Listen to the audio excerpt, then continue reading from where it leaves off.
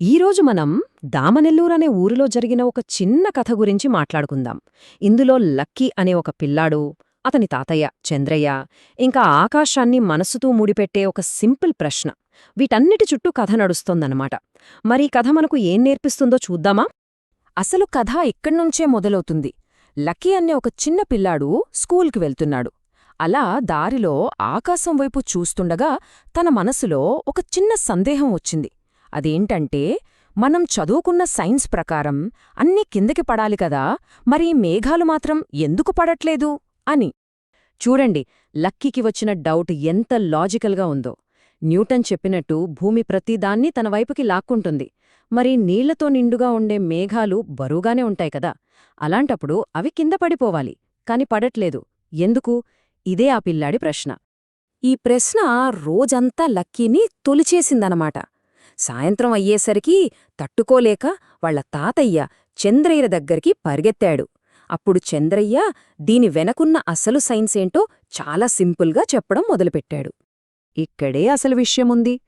చంద్రయ్య చెప్పిన మొదటి పాయింటేంటంటే, మనం ఆకాశంలో చూసేది నీటిని కాదు, నీటి ఆవిరిని.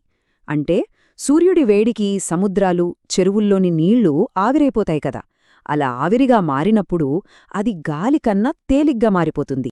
చంద్రయ్య చెప్పినదాన్ని బట్టి ఇది ఒక ప్రయాణంలాంటిది. మొదట నీరు తేలికైన ఆవిరిగా మారుతుంది.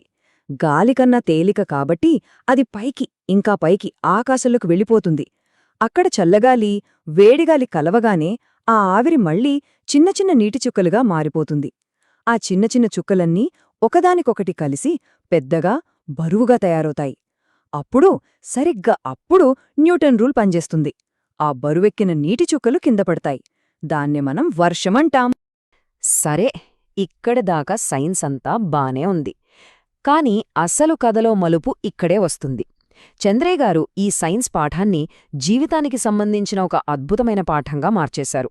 అంటే మేఘాల నుంచి మనవైపు, మనుషుల వైపు వచ్చేశారన్నమాట.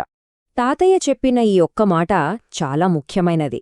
తేలికైనవి పైకి లేస్తాయి, బరువైనవి కింద పడతాయి. ఈ నియమం మేఘాలకైనా మనుష్యులకైనా ఒకటే అన్నారు. ఈ మాట వినగానే లక్కీకి ఒక్కసారిగా ఆసక్తి పెరిగిపోయింది. మేఘాలకి మనుషులకి ఏంటి సంబంధం అని. తాతయ్య చెప్పిన పోలికిది. చూడండి, మేఘాలు తేలిగ్గా ఉండాలంటే నీటి ఆవిరిలా ఉండాలి. మరి మనుషులు తేలిగ్గా ఉండాలంటే వాళ్లలో జ్ఞానం, మంచితనం, వినయం ఉండాలి.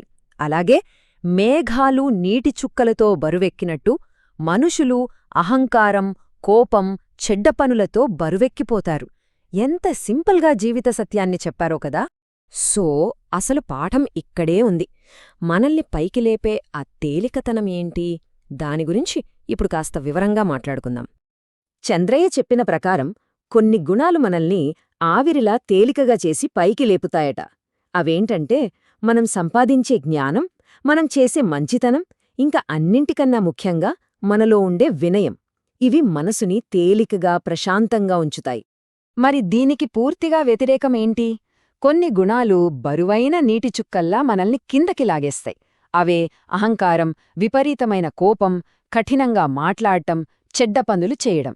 ఇవన్నీ మనమీద మనమే బరువు మోయడం లాంటివన్నమాట. అప్పుడు లక్కీకి పూర్తిగా అర్థమైపోయింది. ఆ న్యూటన్ నియమాలు కేవలం ఆకాశంలో మేఘాలకే కాదు, మన వ్యక్తిత్వానికి, మన క్యారెక్టర్కి కూడా వర్తిస్తాయి. మనం తేలిగ్గా ఉంటే పైకి వెళ్తాం, బరువుగా మారితే కింద పడిపోతాం. సరే, ఈ కథ మనకొక మంచి ఆలోచననిచ్చింది కదా.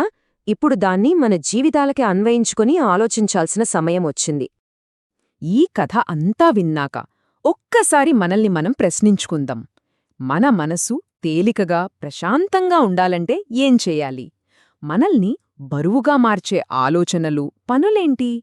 మనల్ని తేలికగా మార్చేవి ఏంటి? ఈ ప్రశ్నతోనే ఈ రోజుకి ముగిద్దాం.